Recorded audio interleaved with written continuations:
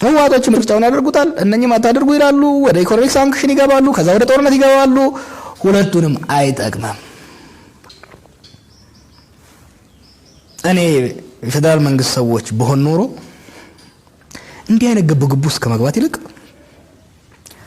ሁሉን ሰብስቦ ኮሮና መጥቷል ኮሮና ስለመጣ እንዴት እናርግ መፍትሄው ምን ይሆን መቼም ዛሬ ከወንበር ላይ ተነስና ሄድ የሚለው ሰው የለም ለምን ነው ትንሽ ብልሃትነት የሌለው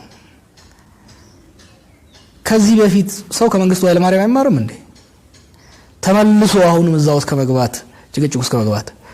ዛሬ በእርግጠኝነት መናገር የሚቻለው ምናልባትም የአብዛኛው የትግራይ ህዝብ ህወሓትን እንደ ፓርቲ ላይ ያደገፈው ይችላል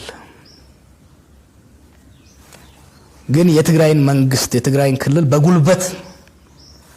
አንበረክካለሁ ብሎ የሚሄድን ኃይል ግን ሁሉም አንድ ሆነው ነው የሚታገሉት ላይገባቸው ይችላል አይ ነው የናሽናሊዝም እንዴት እንደሚሰራ ስለማቅ ህወሓትን አጥብቀው የሚታቹት ኃይሎች ሳይቀሩ በክልሉ ላይ በጉልበት እንሄዳለን ብሎ የፌደራልም ሆነ የሌሎች ኃይሎች የሚሞክሩ ከሆነ አንድ ሆነው ነው የሚታገሉት ይህ ደግሞ ሀገርን ወደ በተበጠ ወደ ግጭት